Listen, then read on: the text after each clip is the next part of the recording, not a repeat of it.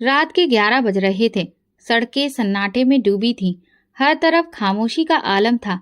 लेकिन शहर के एक पॉश इलाके में एक फ्लैट की बालकनी से एक अजीब सा मंजर देखा जा सकता था। एक नौजवान लड़की सिर पर दुपट्टा डाले कोई धार्मिक किताब पढ़ रही थी। उसके चेहरे पर रौनक थी, सुकून था, लेकिन आंखों में एक छुपी हुई उदासी थी। इस इमारत की दूसरी मंजिल से तेज आवाज में गाने बज रहे थे। एक औरत हंसते हंसते फोन पर बात कर रही थी।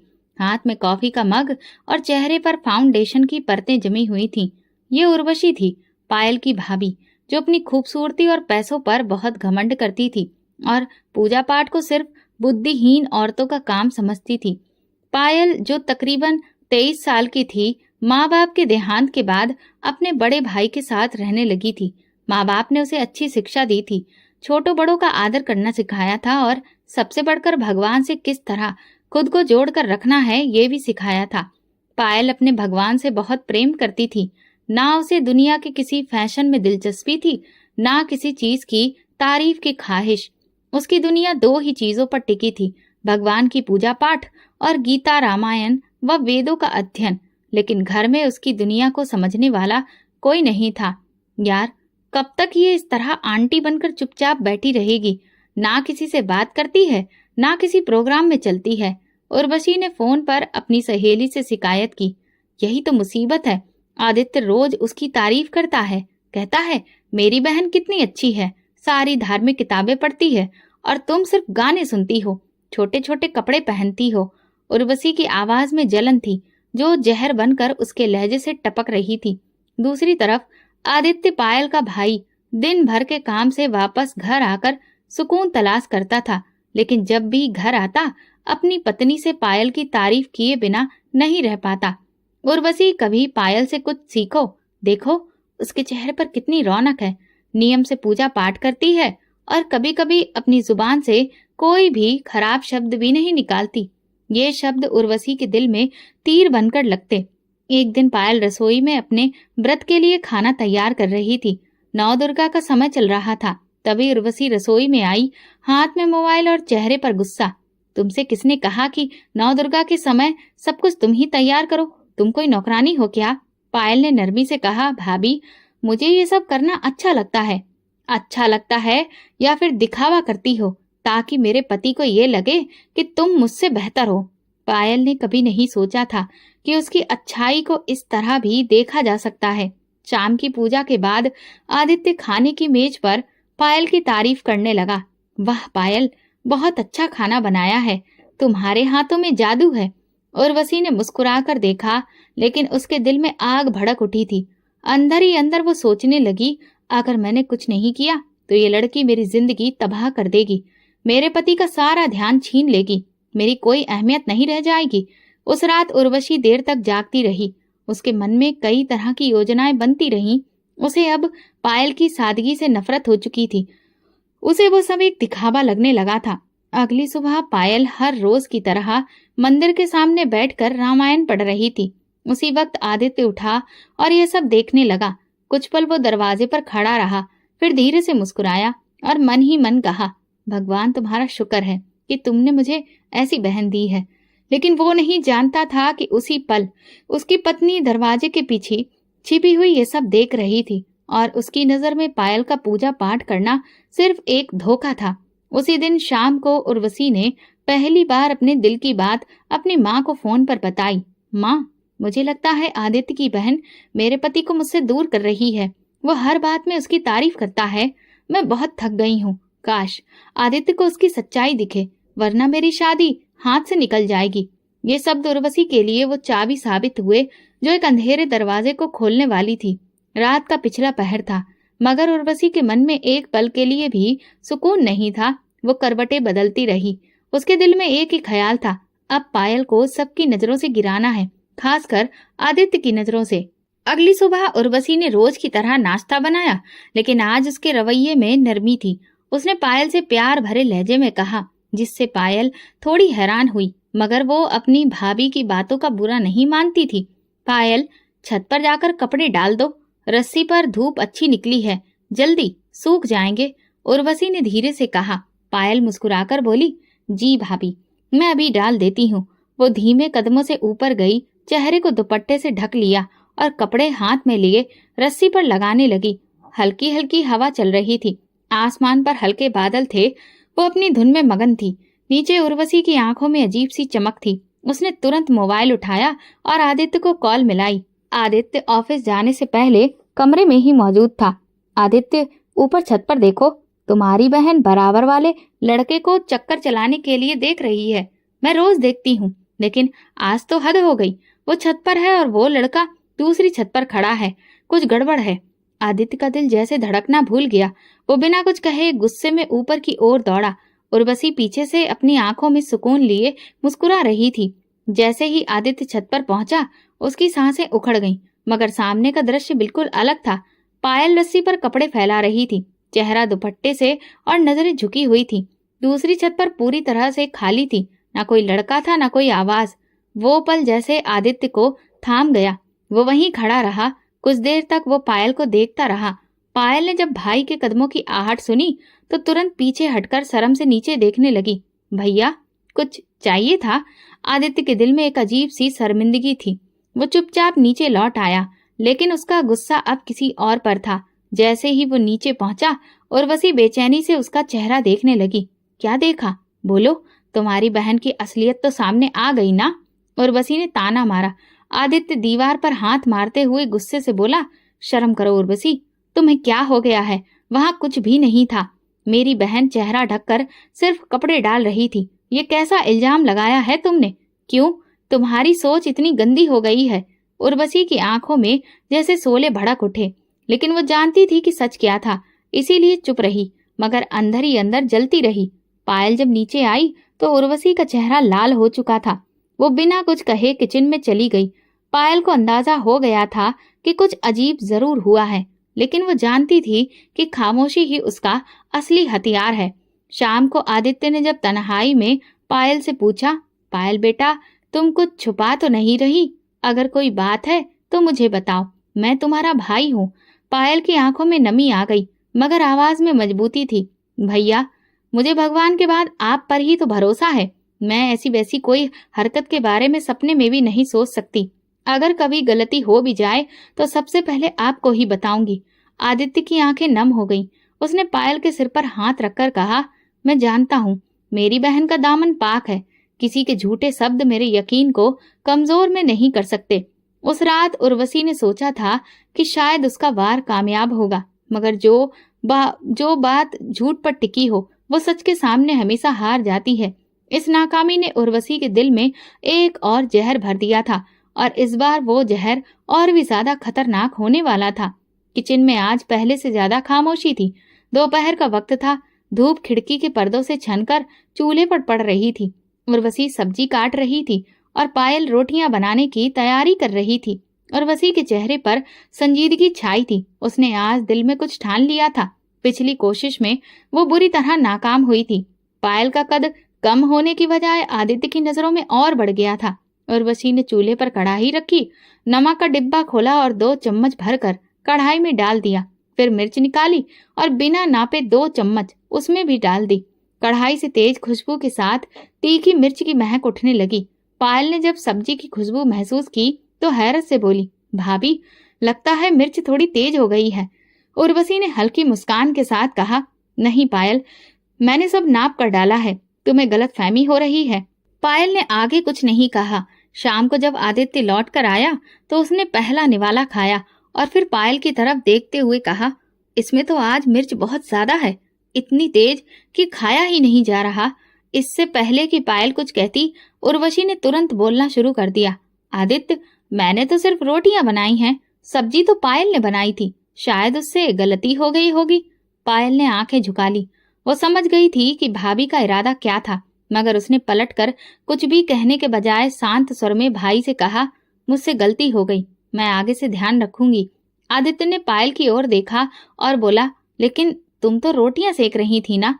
पायल ने मुस्कुराकर जवाब दिया, भाभी थोड़ा बिजी थी, इसलिए मैंने ही कहा कि मैं ही सब्जी बना लेती हूँ, लेकिन मसाले का मुझे अंदाजा नहीं रहा। आदित्य ने कुछ नहीं कहा, लेकिन उसके दिल में एक अजीब सी बेचैनी थी। उसे अच्छे से याद आया कि जब वो शाम को लौटा था तब उसने खुद पायल को रोटियां बनाते देखा था और कढ़ाई के पास तो उर्वशी खड़ी थी।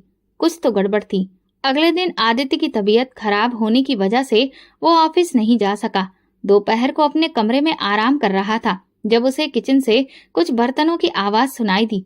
वो बिना आवाज किए उठा और किचन के दरवाजे के पास जाकर चुपचाप झांकने लगा। उर्वशी सामने चूल्हे पर खड़ी कढ़ाई में मसाले डाल रही थी और उसके हाथ में नमक का डिब्बा था और वो बार बार चम्मच से डालते हुए कह रही थी, थोड़ा सा नहीं, अब तो इसे और तेज होना चाहिए। आदित्य को आज मजा आना चाहिए। आदित्य के दिल में जैसे किसी ने कील ठोक दी हो। वो खामोशी से वापस पलटा, दिल में एक दर्द लिए। अब उसे पूरी तरह समझ आ गया था कि पिछली रात क्या हुआ था। रात के खाने में आदित्य ने सब्जी खाई, मगर इस बार वो जानबूझकर कुछ भी नहीं बोला, सिर्फ ध्यान से अपनी पत्नी को देखता रहा। उर्वशी ने महसूस किया कि आदित्य कुछ बदला बदला है, मगर वो समझी कि शायद तेज मसाले की वजह से वो चुप है। रात को आदित्य ने पायल को आवाज दी, यहाँ आओ बेटा, मुझे तुमसे बात करनी है। पायल कमरे में आई। आदित्य ने कहा, कल के खाने की बात सच बताओ, क्या तुमने सब्जी बनाई थी? पायल ने चुप्पी ओढ़ ली, फिर सर झुकाकर कहा, भैया अगर मैं सच बताऊंगी तो घर का सुकून बर्बाद हो जाएगा और मैं नहीं चाहती कि आपका घर मेरी वजह से। आदित्य की आंखों में नमी थी। उसने कहा, तुम मेरे लिए चिंता मत करो पायल, जो लोग इल्जाम लगाकर दूसरों को गिराना चाहते हैं वो खुद गिर जाते हैं। मैं तुम्हारी खामोशी को समझता हूँ, तुम मुझ पर भरोसा रखो। पायल के चेहरे पर सुकून आया। वो खामोशी से पलटी और कमरे से निकल गई, लेकिन उसके दिल में एक छोटा सा गर्व अभी भी बाकी था कि कब तक वो सच को छुपाती रहेगी, कब तक अपने सब्र को ढाल बनाकर सारे इल्जामों का सामना करेगी। आदित्य ने अपने दिल में तय कर लिया था कि अब अगर कुछ हुआ तो अपनी बहन के अधिकार के लिए चुप नहीं रहेगा। रात के 10 बजे पूरे घर में सन्नाटा छाया था। आदित्य अपने कमरे में बैठा कुछ गाने सुन रहा था, जबकि पायल किचन में अगले दिन के लिए सब्जी काट रही थी। चूल्हा बंद हो चुका था, लेकिन किचन की रोशनी अभी भी जल रही थी। हर चीज खामोश थी। इसी वक्त उर्वशी ने अपनी माँ को कॉल मिलाई। मैंने फोन उठाया तो उर्वशी ने बिना हाल चाल लिए जलती आवाज में कहा, माँ मैं थक गई हूँ। वो लड़की मेरे पति के दिल पर कब्जा कर चुकी है। मैं जो भी करती हूँ कुछ फर्क ही नहीं पड़ता। हर बार मेरा वार उल्टा ही मेरे खिलाफ चला जाता है। आदित्य अब हर बात पर मुझे टोकता है और पायल की तारीफ करता है। माँ की आवाज ठंडी और गुस्से से भरी थी, जैसे बरसों की नफरत का तजुर्बा उनके लहजे में उतर आया हो। तुम बहुत भोली हो और बहुत ही ज्यादा सीधी भी हो, इसीलिए तुम्हारे वार कामयाब नहीं हो रहे। अगर दुश्मन चालाक हो तो वार भी ऐसा होना चाहिए जिसे समझना भी मुश्किल हो। तुम ऐसा कदम उठाओ कि पायल के चरित्र पर ऐसा दाग लगे जो कभी धुल न सके। लेकिन माँ कैसे? उर्वशी की आवाज में जलन छुपी ना रह सकी। ऐसा मौका बनाओ कि वो किसी लड़के के साथ अकेले कमरे में बंद हो, फिर आदित्य को आवाज देकर कहो, देखो तुम्हारी बहन क्या कर रही है। अगर एक बार तुम्हारा पति अपनी बहन को ऐसी हालत में देख ले तो वो कभी उस पर यकीन नहीं करेगा, चाहे वो कितनी ही अच्छी क्यों ना हो। ये बात सुनते ही उर्वशी के होठों पर एक खामोश मुस्कुराहट आ गई। वो एक लम्हे में समझ गई कि ये वही तीर है जो निशाने पर लगेगा। अगली सुबह घर में सब कुछ अपने रोजमर्रा के हिसाब से चल रहा था। पहले नाश्ता तैयार किया गया। आदित्य ऑफिस के लिए निकल गया। उर्वशी ने आज खास तौर पर अपने कजिन रोहित को फोन किया। वो लंबे कद का खुश मिजाज नौजवान था, जिसे उर्वशी की फैमिली में सब जानते थे। रोहित, आज दोपहर को घर आ जाना, एक छोटा सा काम है। पायल भी घर पर ही होगी। तुम बस इतना करना कि मेरे कहने पर कुछ देर मेरे कमरे में रुकना, बाकी सब मैं संभाल लूंगी। रोहित को किसी बात की परवाह नहीं थी। वो उर्वशी की बात पर तैयार हो गया। दोपहर का वक्त, सूरज सिर पर था। आदित्य ऑफिस में बिजी था, पायल किचन में। दरवाजे पर रोहित ने दस्तक दी। उर्वशी ने दरवाजा खोला, खामोशी से अंदर आने को कहा, फिर उसे अपने कमरे में ले गई। फिर वो पायल के पास आई और बड़ी ही नरमी से बोली, पायल जरा मेरे कमरे में चाय ले आना। रोहित आया है, मैं जरा कपड़े तय कर लूं, तुम चाय लेकर आ जाना। पायल ने सिर हिलाया और किचन में चाय बनाने लगी। उसे अंदाजा नहीं था कि आज उसकी जिंदगी का एक नया अध्याय शुरू होने वाला है। चाय तैयार हुई। पायल ने ट्रे में कप रखे और बिस्किट रखे। दुपट्टा अच्छी तरह से ओढ़ा। फिर वो उर्वशी के कमरे की तरफ बढ़ी। जैसे ही दरवाजा खोला वो हैरान रह गई। कमरे में उर्वशी मौजूद नहीं थी, सिर्फ रोहित बैठा था, जैसे किसी बात का इंतजार कर रहा हो। पायल ने नजरें झुकाई और बस इतना कहा, चाय रख दी है। भाभी कहाँ है? अभी वो ट्रे रखी रही थी कि अचानक दरवाजा बाहर से बंद हो गया। वो चौंकी। उसने दरवाजे को झटका दिया, मगर वो बंद हो चुका था। वो समझ गई कि कुछ गड़बड़ हो गई है। इसी वक्त उर्वशी ने आदित्य को फोन किया। आदित्य, भगवान के लिए जल्दी घर आओ, तुम्हारी बहन का असली चेहरा तुम्हें दिखाना है। वो रोहित के साथ मेरे कमरे में बंद है। आदित्य के हाथ से फोन छूट गया। उसकी सांसें रुक गईं, जैसे शरीर का खून एक पल को जम गया हो। वो दौड़ता हुआ ऑफिस से निकला। घर पहुंचते ही सीधा उर्वशी के कमरे की तरफ गया। दरवाजा खोला तो सामने का मंजर दिल दहला देने वाला था। पायल दुपट्टे में लिपटी रोती हुई एक कोने में बैठी थी और रोहित हैरान डरा हुआ खड़ा था। पायल ने आदित्य को देखते ही उसके कदमों में गिरकर रोते हुए कहा, भैया मेरी बात तो सुनो, ये सब झूठ है। मैं तो सिर्फ चाय रखने आई थी, दरवाजा बाहर से बंद कर दिया गया। आदित्य की आंखों में गुस्से के साथ साथ बेयकीनी भी थी।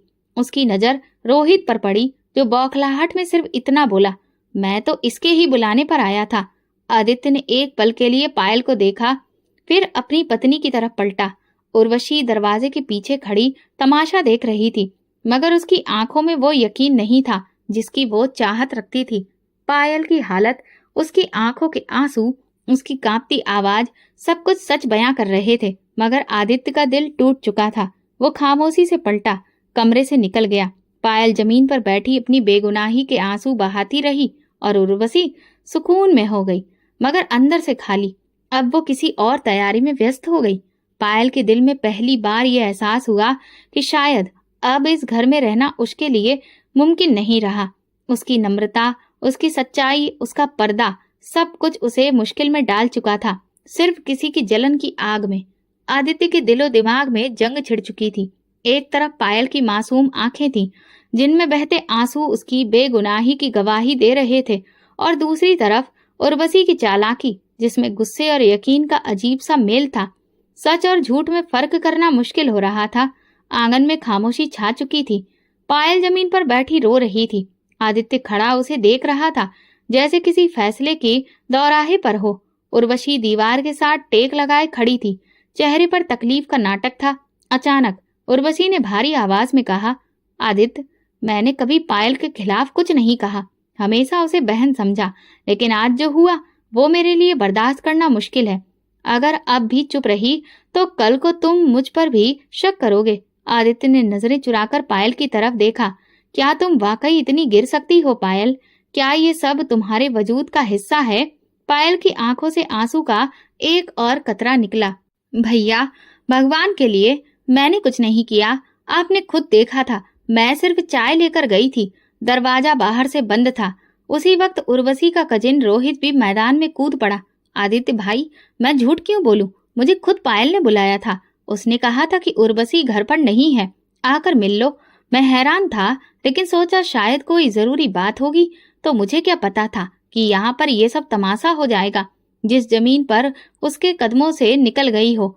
तुम झूठ बोल रहे हो रोहित, तुम्हें तो भाभी ने बुलाया था, मैंने तो कभी तुमसे बात तक नहीं की। लेकिन आदित्य के चेहरे पर उलझन, गुस्सा, शर्मिंदगी की मिलीजुली रेखाएं दिख रही थी। बस, पायल ने जोर से कहा, मेरा सब कुछ खत्म हो चुका है। अगर तुम सच में सच्ची हो तो फिर तुम्हें किसी सफाई की जरूरत नहीं होनी चाहिए थी। मुझे तुम्हारी खामोशी पर हमेशा यकीन रहा, लेकिन अब हर चीज धुंधली हो गई है। पायल उठ खड़ी हुई, हाथ जोड़कर प्रार्थना की, भाई आप मुझ पर हाथ उठा लीजिए, मुझे कुछ भी कह लीजिए, लेकिन भगवान के लिए मुझे अपनी नजरों से ना गिराइए। मैं आपकी बहन हूँ, आपका खून हूँ। मैं आपके बारे में ये सब नहीं सोच सकती। आदित्य ने एक सर्द सांस ली और फिर दिल पर पत्थर रखकर वो बात कही जो पायल के दिल में खंजर बनकर घुस गई। इस घर से चली जाओ पायल, अभी इसी वक्त। उसकी सांसें जैसे रुक गईं। वो सुन नहीं पा रही थी, यकीन नहीं कर पा रही थी। भैया, बस इतना कह सकी, हाँ चली जाओ। अगर तुम सच्ची हो, भगवान तुम्हारे साथ होगा, लेकिन मैं अब और ज्यादा मुश्किलें बर्दाश्त नहीं कर सकता। उर्वशी ने जैसे दिल ही दिल में अपनी जीत का जश्न मनाया। उसकी आंखों में चमकते हुए और चेहरे पर सब्र दिख रहा था। पायल धीरे धीरे आंगन की तरफ बढ़ी। कदम जैसे जमीन से जुड़े थे। वो हर कोने को देख रही थी। वो दीवारें जिनके पास उसने माँ बाप के बाद अपने भाई को सर्वोच्च दर्जा दिया था। वो कमरा जहाँ उसने गीता, रामायण, न जाने कितनी धार्मिक किताबें पढ़ी थी, जो अभी तय करके कोने में रखी थी। वो दरवाजे तक पहुंची, अपना दुपट्टा ठीक किया, एक आखिरी नजर आदित्य पर डाली, जो दरवाजे के पीछे खड़ा पत्थर बना था। भगवान गवाह है, मैं बेगुनाह हूँ। अगर मैं झूठ बोल रही हूँ तो मेरी जिंदगी बर्बाद हो जाएगी, लेकिन अगर मैं सच्ची हूँ तो मेरा भगवान मुझे वो इज्जत देगा जो इस घर में छीन ली गई। उसके शब्द हवा में गूंजते रहे, लेकिन आदित्य ने दरवाजा खोल दिया और एक लम्हे में बंद कर दिया। पायल बाहर खड़ी थी, सर पर धूप, दिल पर भारी दुख और आंखों में वो उम्मीद जो सिर्फ एक भगवान से की जा सकती थी। उसने आसमान की तरफ देखा और वो प्रार्थना करती रही, अब तुम ही मेरे सहारा हो भगवान। जब सब छोड़ देते हैं तो तुम ही हाथ थाम लेते हो। मुझे थाम लो, मैं बहुत अकेली हूँ। और दरवाजे के अंदर ऐसा लग रहा था कि जैसे कोई ठहाके लगा रहा था। दरवाजे के बंद होते ही पायल की आत्मा पर जैसे कोई पत्थर गिर पड़ा। वो ताकत इकट्ठा करके खड़ी रही, लेकिन उसे लग रहा था कि जैसे उसके शरीर में जान नहीं रही हो। पीछे से दरवाजे की कुंडी घूमने की आवाज आई और फिर अंदर से हल्की गूंज उठी, जैसे उसके जख्मों पर नमक छिड़क गया हो। कुछ लम्हे बाद दरवाजा एक बार फिर खुला। उर्वशी गुस्से से बाहर निकली और पायल के बालों को जोर से पकड़कर सीढ़ियों की ओर घसीटा। अभी तक दरवाजे पर कड़ी है, कहा ना कि निकल जा।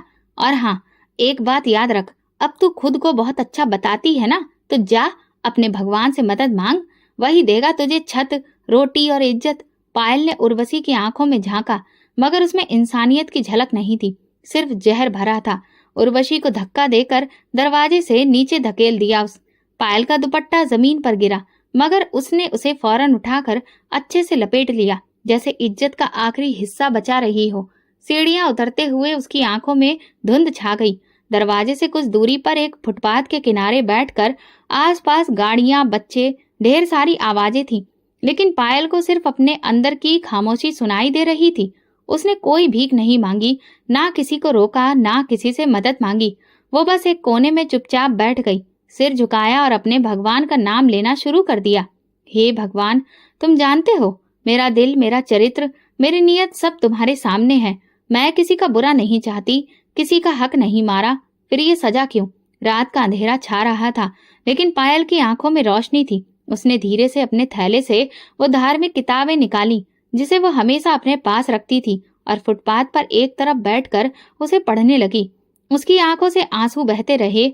पास से गुजरने वाले लोग रुक रुक कर उसे देखने लगे। कुछ लोग उसके लिए प्रार्थना कर रहे थे, तो कुछ सिर्फ तमाशा देख रहे थे।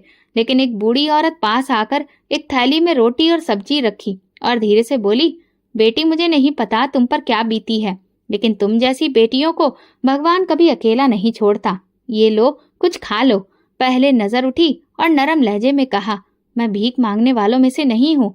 बस जो कुछ आपने दिल से दिया है, भगवान उसी में मुझे शांति देगा। बूढ़ी औरत ने आंखों से उसे आशीर्वाद दिया और आगे बढ़ गई।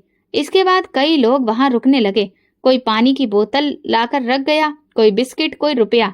पायल किसी को भी नहीं रोकती, किसी से बात नहीं करती, सब कुछ खुद ब खुद उसके पास आता रहा।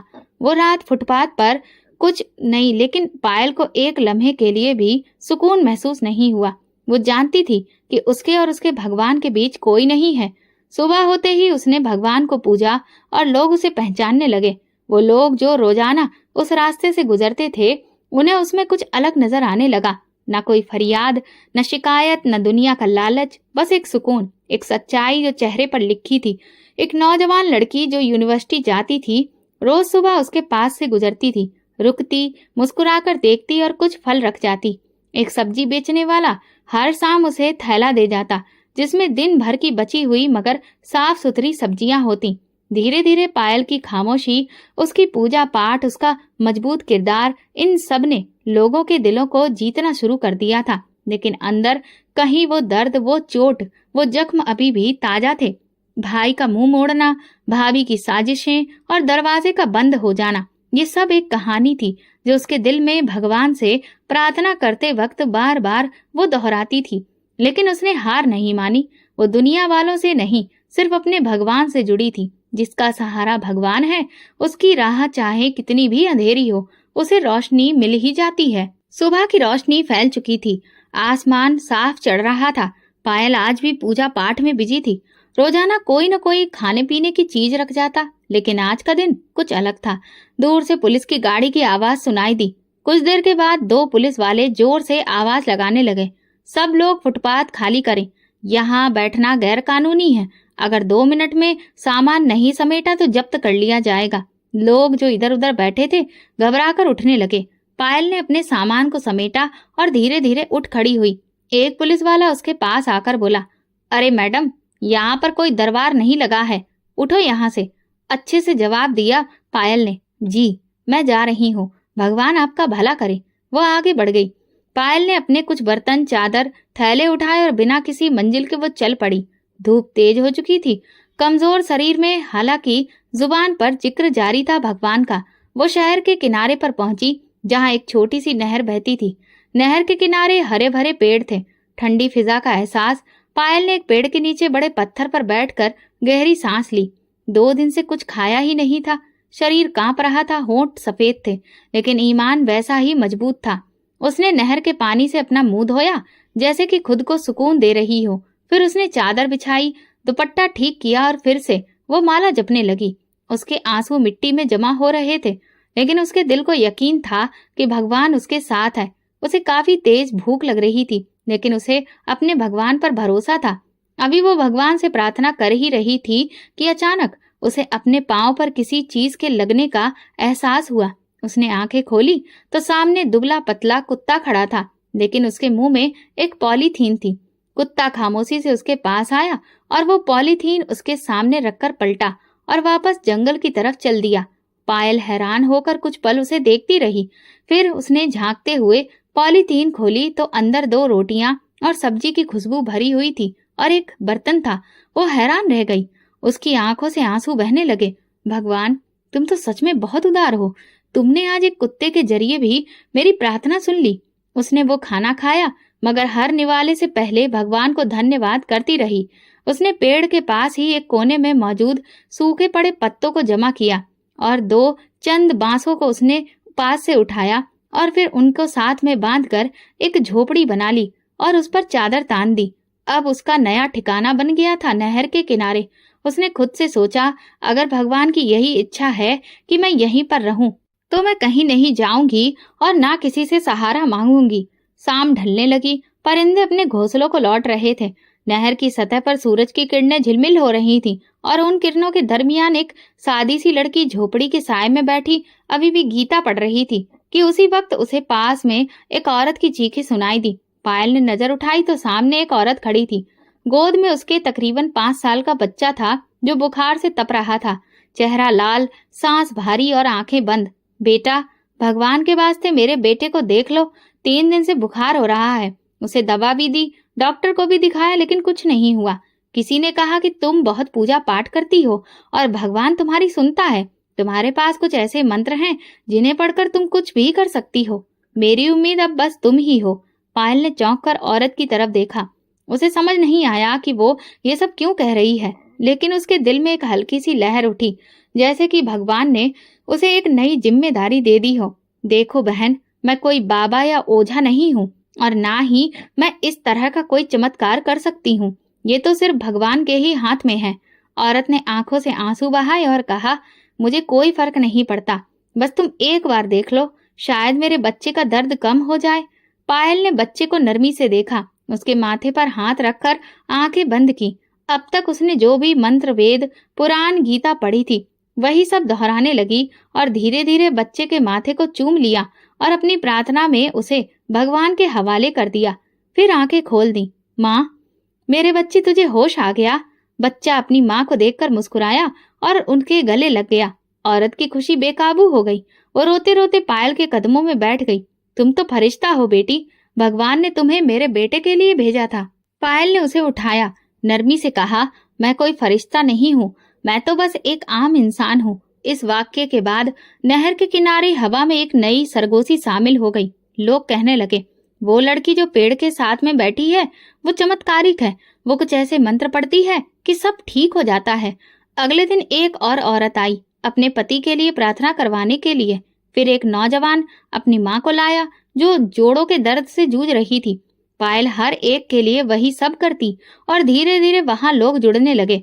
पहले 5, फिर 10, फिर 20 लोग रोज आते। कुछ चुपचाप बैठ जाते, कुछ अपने दिल का दुख सुनाते, कुछ प्रार्थनाएं करते। पायल ने कभी पैसे नहीं मांगे, ना किसी से कोई चीज मांगी, लेकिन उसकी अच्छाई अब लोगों के दिलों में घर कर रही थी। एक दिन एक शख्स आया, हाथ में एक फलों की टोकरी थी। मेरे पैर सुन्न हो जाते हैं। तुमने जब से मेरे सर पर हाथ फेर दिया, मैं बिना छड़ी के चलने लगा हूँ। ये कुछ फल हैं मेरे पास, तुम पर भगवान की मेहरबानी है, ये तुम अपने हाथ से खाओ। तुम्हारी सारी प्रार्थनाएं वो मानता है। पायल ने टोकरी ली और उन्हें आशीर्वाद दिया। आधे फल आगे बढ़ा दिए। शाम होते होते नहर के किनारे छोटा सा मजमा लग जाता था। लोग खामोशी से आते, अपनी बारी का इंतजार करते और पायल हर एक के लिए इस अंदाज में प्रार्थना करती थी। लेकिन इस शोहरत के साथ साथ कुछ लोगों की नजरों में अब जलन भी उतरने लगी थी। वहीं उर्वशी जो शहर में अपनी मायके के घर आई थी, वहां पर वो अपनी सहेली से एक दिन मिलने गई और अपनी सहेली से सुन बैठी कि पायल नहर के किनारे लोगों को आशीर्वाद देती है। लोग उसके कदमों में गिर जाते हैं, उससे भीख मांगते हैं। उर्वशी के दिल में वही पुराना जहर उमड़ा। ये तो बर्बाद होने वाली थी, लेकिन ये तो अब किसी राजकुमारी की जैसी बन गई है। ये खत्म नहीं हुई, अब भी वक्त है। लेकिन पायल को उन बातों की परवाह ही नहीं थी। उसका भरोसा उसके भगवान पर था। उसका शहर में जिक्र जोर शोर से होने लगा था। लेकिन आज कुछ अजीब था। जब वो आखिरी मरीज को देख रही थी तो एक दुबली पतली औरत सर से पैर तक चादर में लिपटी हुई कुछ फासले पर खड़ी थी। चेहरा पूरी तरह से चादर में छुपा था, हाथों पर दस्ताने थे। क्या आप पायल हैं? उसकी आवाज धीमी, कांपती हुई और किसी गहरे दुख से भरी हुई थी। पायल ने सिर हिलाया। जी, बैठिए, क्या तकलीफ है? औरत कुछ देर चुप रही, फिर धीरे से बोली, मेरे चेहरे और जिस्म पर एक अजीब सी बीमारी है। शरीर गलने लगा है। डॉक्टर कहते हैं कि ये कोढ़ है। मैं हर जगह गई लेकिन कुछ फायदा नहीं हुआ। सुना है कि आप कुछ मंत्र पढ़कर सर पर हाथ फेरती हैं और भगवान का नाम लेती हैं तो चमत्कार हो जाता है। पायल ने सिर झुकाया। हाँ, ये सब भगवान की वजह से ही है। फिर उसने कुछ मंत्र पढ़े और अपना हाथ आगे बढ़ाया। चेहरा दिखाइए। लेकिन औरत ने झिझकते हुए अपनी चादर हटाई। पायल ने जैसे ही चेहरा देखा तो वो पल थमसा गया। आंखें फैल गईं, गला रुंध गया, हाथ कांपने लगे।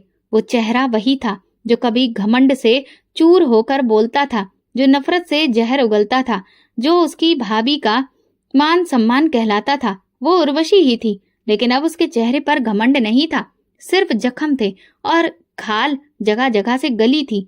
चेहरा पहचानना मुश्किल हो चुका था। आंखों में तकलीफ और शर्मिंदगी नजर आ रही थी। पायल की आंखों से अचानक आंसू बहने लगे। आवाज हलक में ही अटक गई। उर्वशी ने हाथ जोड़ लिए। आवाज में शर्मिंदगी थी। हाँ पायल, मैं हूँ तुम्हारी जालिम भाभी, जिसने तुम्हें घर से निकाला, तुम पर झूठे इल्जाम लगाए, तुम्हें दर बदर भटकने के लिए फेंक दिया। भगवान ने मेरी हर चाल का जवाब दिया। मैं कोड़ी हो गई हूँ। मेरा चेहरा सब गल गया, शरीर में गला लग गया और मेरे अपने मुझे छोड़ चुके हैं। पायल की आंखों में हैरत और दुख था। वो सोच भी नहीं सकती थी कि जो औरत कल उसे गालियां देकर घर से निकाल रही थी, आज उसी के कदमों में बैठी है। उर्वशी रोने लगी। पायल, भगवान के वास्ते मुझे माफ कर दो। मैंने तुम पर बहुत जुल्म किया, तुम्हें तुम्हारे भाई से दूर किया, तुम्हारे चरित्र पर उंगली उठाई। तुम चुप रही, सब्र करती रही और मैं समझती रही कि मैं जीत रही हूँ। लेकिन आज मेरा शरीर बोल रहा है। भगवान ने मुझे मेरे जुल्म की सजा दे दी। पायल ने आंखें बंद कर ली। दिल जैसे किसी कर्ज में डूबा हुआ था। फिर उसने धीरे से कहा, मैंने आपको कभी अपना दुश्मन नहीं समझा भाभी। आपके हर इल्जाम के बाद मैंने भगवान से प्रार्थना की कि वो आपको बुद्धि और सब्र दे। वो आगे बढ़ी। उसने उर्वशी के चेहरे पर हाथ रखा और फिर से कुछ मंत्र पढ़े। हे भगवान, अगर तुमने कभी भी मुझे सच्चा जाना हो तो तुम इस औरत को माफ कर दो। वो गुनाह कर चुकी है, मगर तुम बहुत दिलदार हो। उर्वशी रोते हुए उसके कदमों में गिर गई। मुझे अब घर की नहीं, तुम्हारे दिल की इजाजत चाहिए। मुझे माफ कर दो पायल। पायल ने उसे उठाया, सीने से लगाया। माफी मेरे बस में नहीं, वो तो भगवान के हाथ में है। मगर मैं दिल से तुम्हारे लिए प्रार्थना करती हूँ कि तुम्हें सुकून मिले। वो दिन सबके लिए सबक बन गया। वहां मौजूद हर शख्स की आंखें नम थीं। कोड़े की मार खाई हुई एक औरत जो कभी गुरूर में आसमान छूने वाली थी, आज जमीन पर सर झुकाकर पड़ी थी, भगवान से माफी मांग रही थी। पायल जो कि बेसहारा थी, आज उसका दामन इतना भरा था कि वो लोगों को माँ की दुआएं न जाने क्या क्या बांट रही थी। ऐसी मूरत बन चुकी थी जो सिर्फ उसे दिल से निकलती थी, जो सब्र की भट्टी में जलकर कुंदन बन गई हो। सूरत अपनी रोशनी बिखेर रही थी। पायल रोजाना के मुताबिक अपनी पूजा पाठ में लगी थी। झोपड़ी के पास में कुछ लोग खामोशी से बैठे थे और अपने इंतजार में थे। उर्वशी अभी तक वहीं बैठी थी, सर झुकाकर नम आंखों से पायल को देख रही थी। उसके दिल में पछतावे की आग बुझने का नाम नहीं ले रही थी। जिसे उसने बेकार समझा, आज वही उसके लिए मुक्ति का रास्ता बन चुकी थी। उर्वशी ने फिर से कहा, मैं तुम्हें बेइज्जत कर चुकी थी, लेकिन देखो आज मेरा क्या हाल हुआ। पायल ने कहा, इज्जत और बेइज्जती ये तो सिर्फ भगवान के हाथ में है। ये सुनते ही उर्वशी फूट फूट कर रोने लगी। उर्वशी बोली, पायल मैं तुमसे एक प्रार्थना करना चाहती हूँ। वापस चलो हमारे घर, वही घर जो तुम्हारा था, जिसे तुमने छोड़ा नहीं बल्कि तुमसे छीन लिया गया था। तुम्हारा भाई तुम्हें ढूंढता रहा, अब तुम्हारे बिना उसकी जिंदगी बेरंग हो चुकी है। मेरी माँ भी पछतावे में है और मैं तुम्हारे बिना एक पल भी जी नहीं पाती। पायल की आंखों में नमी उभरी, मगर उसने सिर हिलाकर नरमी से इनकार किया। भाभी, घर की दीवारें तो वापस जोड़ी जा सकती हैं, मगर जो भरोसा टूटा है, जो रिश्ता टूटा है, वो दिल में चुभता रहेगा। मेरे लिए वही जगह घर है जहाँ मेरा भगवान और मेरा सुकून है। मैंने वो मुकाम पा लिया है जहाँ दिल और जमीर दोनों निश्चिंत हैं। अब मैं उस घर की तरफ नहीं जा सकती जहाँ कभी मेरा भरोसा बिखेर दिया गया था। उर्वशी ने फिर से रिक्वेस्ट की, तो क्या तुम हमेशा यहीं रहोगी, ऐसी झोपड़ी में? पायल ने मुस्कुराकर कहा, अगर भगवान की मर्जी इसी में है तो हाँ, लेकिन मेरा भगवान जानता है कि वो कब और कहाँ मेरी तकदीर लिख चुका है। मुझे उस पर यकीन है, उसके फैसलों पर मैं तैयार हूँ। उसी वक्त एक बहुत बड़े मंदिर के पुरोहित इस सब के गवाह बन चुके थे। वो पास आए और उन्होंने उर्वशी से नरमी से कहा, बेटा, कभी कभी भगवान का फैसला इंसानों के फैसलों से बहुत बेहतर होता है। पायल अब सिर्फ तुम्हारी नंद नहीं, वो भगवान का एक करिश्मा बन चुकी है, उनकी इच्छा का एक जरिया बन चुकी है। हम सब इसकी प्रार्थनाओं के मोहताज हो चुके हैं और उसके लिए एक ऐसा रिश्ता आया है जो उसकी इज्जत को और बढ़ा देगा। उर्वशी हैरान होकर बोली, रिश्ता? पुरोहित जी ने कहा, हाँ, एक बहुत ही अच्छे और ऊंचे धार्मिक परिवार ने हमसे संपर्क किया। वो पायल की शख्सियत से बहुत प्रभावित हैं। उन्होंने कहा, अगर पायल राजी हो तो वो पूरी इज्जत के साथ उसे अपनाना चाहते हैं, न सिर्फ पत्नी के तौर पर बल्कि एक अच्छी हमसफर के तौर पर भी। पायल ने कुछ लम्हे खामोशी से सुने, फिर धीरे से कहा, अगर मेरे भगवान मुझे ये मुकाम दे रहे हैं तो मैं उनके इस फैसले पर भी राजी हूँ। मुझे इज्जत के साथ नई जिंदगी मिलेगी तो मैं इनकार नहीं करूंगी। और फिर इसके बाद उसकी शादी बहुत ही सादगी भरे तरीके से हो गई। शादी के बाद उसने सुकून से भगवान से प्रार्थना की, जिसने मुझे गुमनामी में भी इज्जत दी, बेघर होने पर भी सहारा दिया, मुझे बेइज्जत करने वालों के सामने भी ऊंचे कद का बनाकर रखा है। भगवान, मैं तुम्हारा जितना शुक्रिया अदा करूं वो सब कम है। तुमने ये साबित कर दिया है कि तुम्हारे भक्तों के लिए तुम्हारा दरवाजा हमेशा खुला है। उस वक्त लोगों की आंखों में आंसू थे और एक ही बात थी, ये वही पायल है जिसे लोगों ने दुत्कार दिया था, लेकिन भगवान ने उसका हाथ थामा। जिस परिवार ने उसका रिश्ता जोड़ लिया था, वो परिवार बहुत धार्मिक था, पूजा पाठ में सबसे आगे, और उन्हें पायल के लोगों के भलाई करने से भी कोई भी परेशानी नहीं थी। अब वो हजारों दिलों की उम्मीद और प्रार्थना बन चुकी थी। फिर एक दिन एक नौजवान लड़के ने उससे पूछा, पायल दीदी, आप इतने सब्र से कैसे जी पाई? लोगों ने तो आपको अकेला कर दिया था। पायल ने मुस्कुराकर कहा, तुम बस भगवान पर भरोसा रखो, वो तुम्हें कभी भी जमीन में गिरने नहीं देगा। जहाँ तुम्हारा सब साथ छोड़ देंगे, बस वहीं पर उसका भरोसा ही तुम्हारी असली ताकत बनेगा। और यही भगवान की इच्छा है और इसी में तुम्हारी असली कामयाबी है। तो दोस्तों, अगर आपको हमारी कहानी पसंद आई हो तो कमेंट करके जरूर बताएं, वीडियो को लाइक करें और ज्यादा से ज्यादा शेयर करें।